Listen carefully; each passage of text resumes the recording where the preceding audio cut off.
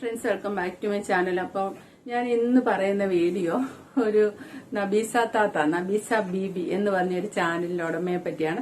ഈ ഒരു ആളെ പറ്റി ഞാൻ ഒരു 2 വർഷം മുന്നേ ഒരു വീഡിയോ ഇട്ടിട്ടുണ്ട്. അത് എന്ത് വീഡിയോ ആയിരുന്നു വെച്ചാൽ, ആ കാലഘട്ടത്തിൽ ലോക്ക്ഡൌൺ കാലഘട്ടത്തിൽ കുറെ ചാനലുകൾ ഇങ്ങനെ വന്നായിരുന്നു. അത് നമ്മുടെ അഞ്ജിത നായർ, നിഷാന വ്ളോഗ്, അങ്ങനെ കുറെ ചാനൽ വന്നതിന്റെ അകത്ത് നബീസ താത്ത എന്ന് പറഞ്ഞൊരു ചാനലുണ്ടായിരുന്നു. ആ ചാനലിൽ അവരെന്താണെന്ന് വെച്ചാൽ അവർ ഗൾഫിൽ ജോലി ചെയ്യുന്നു.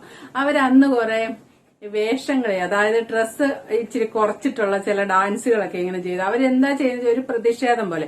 പിന്നെ ഫേസ്ബുക്ക് ഞാൻ ഉപയോഗിക്കുന്നില്ല. ഫേസ്ബുക്ക് ഉള്ളവർക്ക് ഇവരെ പറ്റി കൂടുതൽ അറിയാൻ കേട്ടോ. അന്ന് കമന്റ് വന്നാണ്, ചേച്ചിക്ക് അറിയില്ല ഞങ്ങൾക്ക് അറിയാന്നുള്ള രീതി. എനിക്ക് ആ ഭാഗം അറിയത്തില്ല. എന്താണേലും അവരങ്ങനെ തലേ തട്ടമൊന്നും ഇടാതെ അങ്ങനെ എന്തിനോടൊന്നും പ്രതിഷേധിക്കുക എന്നുള്ള ഒരു രീതിയുണ്ട്. അപ്പൊ ഇങ്ങനെ ഡ്രസ്സ് അധികം കുറച്ച് വന്നിട്ട് ഗോഷ്ടി കാണിച്ച് ഓരോ ഡാൻസ് ഒക്കെ ചെയ്യും. പിന്നെ ഗൾഫില് ഹൗസ് മെയ്ഡ് ആയിരുന്നോന്ന് തോന്നുന്നു, വ്യക്തമല്ല. എന്താണേലും കുറെ പൂച്ചയൊക്കെ ആയിട്ടിരിക്കും.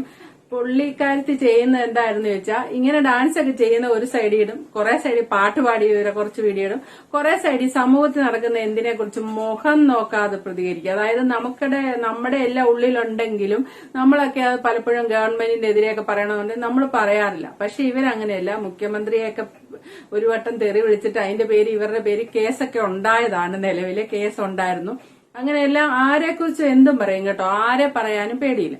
പക്ഷെ അന്ന് ഇങ്ങനെ ഒരു വസ്ത്രമൊക്കെ കുറച്ചിട്ട് ഒരു ബനിയനൊക്കെ ഇട്ട് വന്ന് ഡാൻസ് ഒക്കെ ചെയ്ത് കുറെ ആഭരണമൊക്കെ ഇട്ട് അങ്ങനെ സ്ഥിരമായിട്ട് കുറെ വീഡിയോ അപ്ലോഡ് ചെയ്തപ്പോൾ റിയാക്ഷൻ ചാനലുകൾ ഇവരെ എടുത്ത് റിയാക്ട് ചെയ്തിട്ടുണ്ട്. ഈ പറയുന്ന ഞാനും എടുത്ത് റിയാക്ട് ചെയ്തിട്ടുണ്ട്.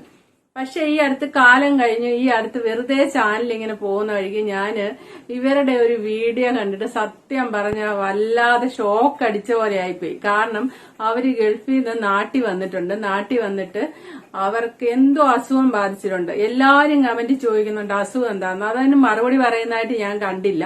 പക്ഷെ നല്ല അസുഖം ബാധിച്ചിട്ടുണ്ട്. കാരണം തലേ തട്ടമിടുകയെന്നൊക്കെ പറയുന്നത് അവര് തട്ടമില്ലായിട്ട് വളരെ അവശതയിലാണ് സംസാരിക്കുന്നത്. അങ്ങനത്തെ വീഡിയോ ഒക്കെ ഒത്തിരി എണ്ണം ഞാൻ അതിന്റെ അകത്ത് കണ്ടു. പിന്നെ നോക്കിയപ്പം മനസ്സിലായത് എന്താ വെച്ചാൽ, ഒരു ഷെഡ്, അതായത് ഒരു വീടെന്ന് പറയാൻ പോലും ഇല്ല. ഇവർക്ക് ബന്ധുക്കാരും കേട്ടോ. വിവാഹമൊന്നും കഴിക്കോ മക്കളൊന്നും ഉണ്ടായിട്ടില്ലെന്ന് തോന്നുന്നു. അതോ കല്യാണം കഴിച്ചൊക്കെ ഡിവോഴ്സ് ആകും, എന്തൊക്കെയോ ഉണ്ട് സംഭവം. എന്താണ് ഈ നിലവിൽ അവർക്ക് ബന്ധവും സ്വന്തവും ഒന്നും ആരുമില്ല അവരെ നോക്കാൻ.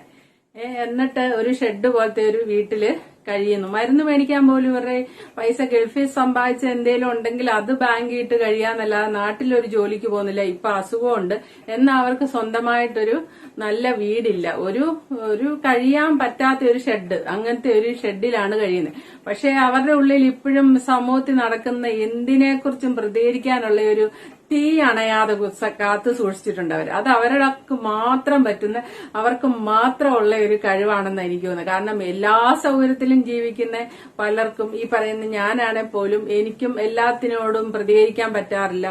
അല്ലെ എന്നെ പറയുന്നതിന് തിരിച്ചു പറയാൻ പറ്റാറില്ല. അങ്ങനെ ഒരു പ്രതികരണ ശേഷി കുറവുണ്ട്. ഒരു ഫയർ ഇല്ല ഉള്ളില്. അങ്ങനത്തെ ഒരു ക്യാരക്ടർ. അതേസമയത്ത് ഇവരൊക്കെ ഇങ്ങനെ പ്രതികരിക്കുന്ന കാണുമ്പോൾ എനിക്ക് അവരോടൊക്കെ വളരെയധികം ആരാധന തോന്നാറുണ്ട്. നമുക്ക് പറ്റാത്ത മറ്റൊരാൾ ചെയ്യുന്ന കാണുമ്പോൾ ഉള്ള ഒരു ഇഷ്ടം. അവരെ ആരെയും മുഖം നോക്കാതെ പ്രതിഷേധിക്കും. ഈ അടുത്ത് സുരേഷ് ഗോപിയുടെ വിഷയത്തിൽ സംവിധായകൻ കമലിനെതിരെ അവര് കുറെ പറയുന്നുണ്ട്. അവര് പറയുന്നതൊക്കെ ശരിയാണോ എന്ന് എനിക്കറിയില്ല കേട്ടോ. ഞാനതൊന്നും അന്വേഷിച്ചിട്ട് പോയില്ല. കമൽ എന്ന സംവിധായകനെ കമൽ എന്ന് കേൾക്കുമ്പോൾ ഒരു ഹിന്ദു നെയിമായിട്ട് തോന്നുന്നു. കമാലുദ്ദീൻ എന്നാണ് യഥാർത്ഥത്തിലുള്ള പേരെന്നൊക്കെ പറഞ്ഞ് അവര് കുറെ കാര്യങ്ങള് സുരേഷ് ഗോപിക്ക് സപ്പോർട്ടായിട്ട് സംസാരിച്ച് ഞാൻ കേട്ടിരുന്നു. പക്ഷെ അപ്പോഴാണ് ഇങ്ങനെ കമാലുദ്ദീൻ ആണ് കമലിന്റെ പേരെന്ന് പോലും എനിക്കറിയില്ല. ഇവര് പറയുമ്പോഴാണ് കേൾക്കുന്നത്. അത് സത്യമാണോ എന്ന് പോലും എനിക്കറിയില്ല. അപ്പൊ ആ ഭാഗം നിങ്ങൾ നബീസ താത്ത പറയുന്നു, ഒന്ന് കേട്ടു നോക്ക്. അതേ രീതിയിലുള്ള ഒരു കലാകാരനായി മാറി എന്ന് വിളിച്ചു കൂവുന്ന സംവിധായകൻ കമൽ, അദ്ദേഹത്തിനോട് ചോദിക്കാനുള്ളത്, ഈ നടന്മാരെയെല്ലാം വച്ച് അശ്ലീലമായി പടം പിടിച്ച് അത് വച്ച് പണം ഉണ്ടാക്കി തിന്നുന്ന നിങ്ങളെപ്പോലുള്ള സംവിധായകന്മാരാണ് ഇന്ന് നല്ല നല്ല നടന്മാരെ ഇതുപോലെ മോശമായ രീതിയിൽ പ്രഖ്യാപിക്കുന്നത്. എൻ്റെ പേര് കമാലുദ്ദീൻ എന്നാണെന്ന് പറയാൻ പോലും തൻ്റെ ഇടവും നട്ടലുമില്ലാതെ കൊണ്ട് ഹിന്ദു പേരിൽ അറിയപ്പെട്ട്, അതായത് കമാലുദ്ദീൻ എന്ന് പറയുന്ന കമൽ സംവിധായകൻ അതൊരു ഹിന്ദു പേരിൽ കമലാക്കി മാറ്റി. എൻ്റെ പേര് കമാലുദ്ദീനാണെന്ന് പറയാനുള്ള ആർജവും പോലുമില്ലാത്ത കമൽ എന്ന് പറയുന്ന വ്യക്തിയോട് ചോദിക്കാനുള്ളത്, പല ഒരുപാട് നടിമാരെ കാലങ്ങളായിട്ട് കമൽ എന്ന പേരിലാണ് അറിയപ്പെടുന്നത്. കമാലുദ്ദീൻ, ഞാനൊരു മുസൽമാനാണ് എന്ന് പറയാൻ പോലും മടിച്ചുകൊണ്ട് കമൽ എന്ന പേരിൽ, ഹിന്ദു പേരിൽ കാലങ്ങളായിട്ട് സിനിമാ ലോകത്ത് നിന്നുകൊണ്ട് ഈ പറയപ്പെടുന്ന നല്ലവരായ മനുഷ്യരെ അശ്ലീലമായി ചിത്രീകരിച്ച് പടം പിടിച്ച് അതിൽ നിന്നും പണമുണ്ടാക്കി കോടികൾ തിന്നുന്ന ഇതുപോലെയുള്ള വേട്ടാവളയന്മാരോട് പറയാനുള്ളത്, ഒരുപാട് നടിമാരെ പീഡിപ്പിച്ച കേസിൽ ഈ കമൽ എന്ന് പറയുന്ന സംവിധായകന്റെ പേരിൽ കേസുണ്ട്. പക്ഷേ ഒരു പെറ്റി കേസ് പോലും ഇന്ന് അശ്ലീലമായി ലജ്ജിപ്പിക്കുന്ന രീതിയിൽ ഒരു നടനായി മാറി, അല്ലെങ്കിൽ ഒരു കലാകാരനായി മാറി എന്ന് സുരേഷ് ഗോപിയെ ആക്ഷേപിക്കുമ്പോൾ, ഈ കമാലുദ്ദീൻ എന്ന് പറയുന്ന കമൽ എന്നറിയപ്പെടുന്ന ഈ സംവിധായകനോട് ചോദിക്കാനുള്ളത്, നിങ്ങൾ 100 കണക്കിന് നടിമാരെ പീഡിപ്പിച്ചിട്ടുണ്ട്. നടിമാരെ അഭിനയിപ്പിക്കാൻ കൊണ്ടുപോയിട്ട് പീഡിപ്പിച്ച് പല കേസുകളിലും പ്രതിയാണ്. പക്ഷേ ഒരു പെറ്റി കേസിൽ പോലും പ്രതിയല്ലാത്ത സുരേഷ് ഗോപിയെ പറയാൻ എന്ത് യോഗ്യതയാണ് നിങ്ങൾക്കുള്ളത്?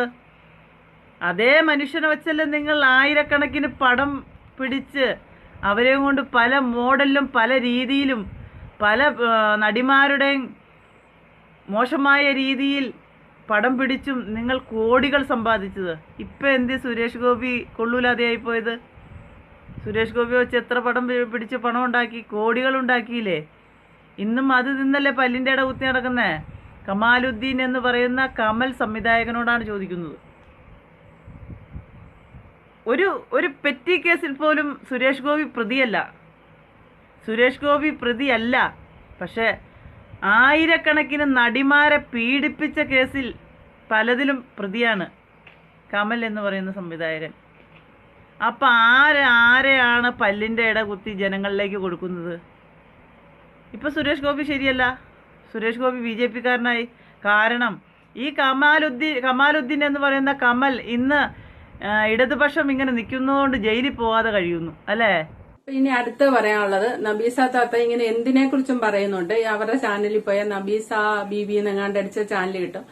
എനിക്ക് പറയാനുള്ളത്, അവരിപ്പം അസുഖം ഉണ്ട്, അവർക്ക് വീടുമില്ല. ഈ വീടുമില്ലാതെ അവര് വല്ലാതെ കഷ്ടപ്പെടുകയാണ് ചെയ്യുന്നത്.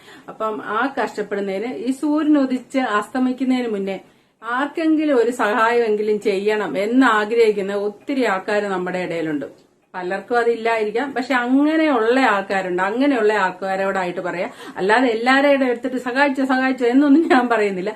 അവരുടെ നമ്പരൊക്കെ ഇവിടെ കൊടുക്കാം. ആ നമ്പറിൽ അവർക്ക് ഗൂഗിൾ പേ നമ്പരൊന്നുമില്ല, ബാങ്ക് അക്കൗണ്ടാ ഉള്ളത്. അവർക്കൊരു കുഞ്ഞു പേര ഇപ്പൊ താമസിക്കുന്ന ആ വീട് ഒരു കൂര ഒന്ന് വെച്ച് കെട്ടി ജീവിക്കാവുന്ന അവസ്ഥ ഇല്ലെന്ന് തോന്നുന്നു. അതുണ്ടെങ്കിൽ അവർ തീർച്ചയായിട്ടും ആ വീടൊന്ന് പണിയുമല്ലോ നല്ലപോലെ. അപ്പൊ ആ പൈസ അവർക്ക് ഗൾഫിൽ നിന്നൊന്നും പോന്നപ്പോ കിട്ടിയില്ല. അവരവിടെ എങ്ങാണ്ട് അസുഖമായിട്ട് ഒരു വീഡിയോ ഇട്ടിട്ടുണ്ട്. അവിടെയും അസുഖമായിട്ട് കുറെ കാലം കിടന്നു. അറബി ചികിത്സിച്ചെന്ന് തോന്നുന്നു അവരെ നല്ലപോലെ എല്ലാ സൗകര്യത്തിലും.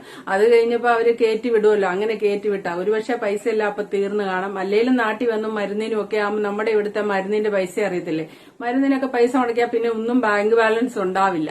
അപ്പൊ അവർ ആ ഒരു അവസ്ഥയിലേക്ക് നീങ്ങിക്കൊണ്ടിരിക്കുക. അപ്പൊ നിങ്ങളിൽ ആർക്കെങ്കിലും സഹായിക്കാൻ മനസ്സുള്ളവരെ അവർക്ക് ചെറിയ തുകയിൽ അയക്കണം. പിന്നെ ഈ വീഡിയോ കാണുന്ന പലരും ചിലപ്പോൾ എന്നോട് പറയും, ചേച്ചി എന്താണ് ഇങ്ങനെ പറയുന്നത്? നബീസ താത്ത പണ്ട് എന്തൊക്കെയായിരുന്നു, അവരങ്ങനെയായിരുന്നു, അവരിങ്ങനെയായിരുന്നു, ആ ചേച്ചിക്ക് എന്താ അറിയില്ലേ, ഇങ്ങനെയൊക്കെ ചോദിക്കും. കാരണം പലർക്കും നബീസ താത്തയെ അറിയാം, എനിക്കതറിയാം. കാരണം ഞാൻ അന്ന് വീഡിയോ ഇട്ടപ്പോ തന്നെ കമന്റ് ചെയ്തു, ഇവരങ്ങനെയാണ് ഇവരിങ്ങനെയാണ്. ശരിയായിരിക്കാം കേട്ടോ, അങ്ങനെ എല്ലാം ആയിരിക്കാം. നിങ്ങൾക്ക് ഇഷ്ടപ്പെടാത്ത രീതിയിൽ പ്രതികരിക്കുകയും മതത്തിനെതിരെ സംസാരിക്കുകയും ഗവൺമെന്റിനെതിരെ സംസാരിക്കുകയും അങ്ങനെ അവരെന്തിനേയും പ്രതിഷേധിക്കുന്ന ഒരു രീതിയാണ്.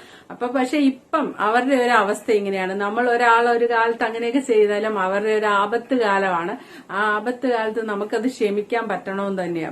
നിങ്ങൾക്കത് ക്ഷമിക്കാൻ പറ്റുന്നവരുണ്ടെങ്കിൽ നിങ്ങൾ എന്തെങ്കിലും ഹെൽപ്പ് ചെയ്യണം. അല്ലെ അവർ അന്ന് അങ്ങനെയായിരുന്നു എന്നും പറഞ്ഞ് പ്രതികാരം വെക്കേണ്ട കാര്യമില്ലെന്നാണ് എനിക്ക് തോന്നുന്നത്. അപ്പൊ സഹായിക്കാൻ പറ്റുന്നവർ സഹായിക്കണം കേട്ടോ. Thank you for watching. അടുത്ത വീഡിയോ കാണാം. ഓക്കെ.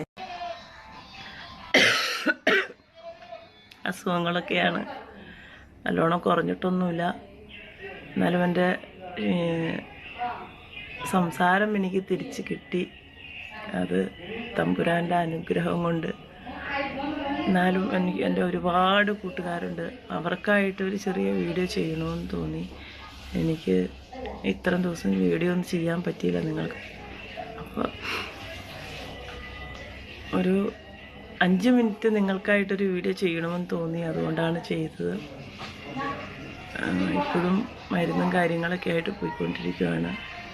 പലരും ചോദിക്കുന്നുണ്ട് എന്താ സംഭവിച്ചതെന്ന്. എനിക്ക് സ്ട്രോക്ക് ഉണ്ടായതാണ്. സ്ട്രോക്ക് ഉണ്ടായി മരുന്നിലാണ് ഇപ്പോൾ ഉള്ളത്. സംസാരമൊക്കെ വളരെ ബുദ്ധിമുട്ടായിരുന്നു. നാവൊക്കെ കുഴഞ്ഞു പോയായിരുന്നു. കാലിന് തളർച്ച സംഭവിച്ചായിരുന്നു. അപ്പോൾ അതിൽ നിന്നൊക്കെ ഇപ്പോൾ കുറഞ്ഞു വരുന്നേ ഉള്ളൂ. പലരും ചോദിക്കുന്നുണ്ട് ഹോസ്പിറ്റലിലാണോ എന്ന്. ഹോസ്പിറ്റലിൽ നിന്നൊക്കെ പോകുന്നു. ഞാൻ ഇതിനു മുമ്പ് ഒരു വീഡിയോ ചെയ്തിട്ടുണ്ടായിരുന്നു. കോലഞ്ചേരി